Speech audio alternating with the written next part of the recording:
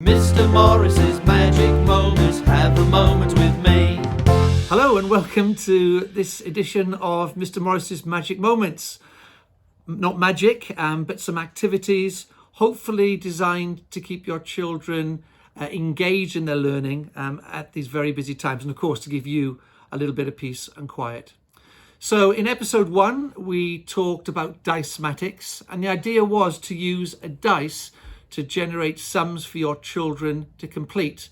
So last time, if you remember, we put H, T and the ones. We generated some numbers by throwing the dice. We told the children it was an addition sum, and then they worked it out. And we suggest if you have a calculator, let the children check the answers themselves and then give themselves a tick. So if your children are young, then perhaps just one column. If they're a little bit older, 2, 3, so on and so forth. And you can actually make the sums more difficult. Give them challenges. Can you make 10 sums? Can you get 10 right?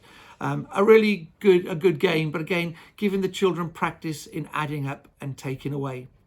So in episode 2, we're taking that on a step further.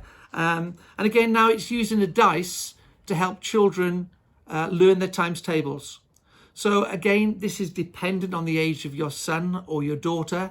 So I'll shake the dice and I might say, well, the table today is 4. So 6 comes up, I write down 6 times 4, and hopefully I'll get the answer of 24. And if that is too easy, then of course you can use 2 dice. So now I've got 4 add 3. My table is the 4 times table. So this time it's 7 times 4. I hope that makes sense. Give it a try. Bye.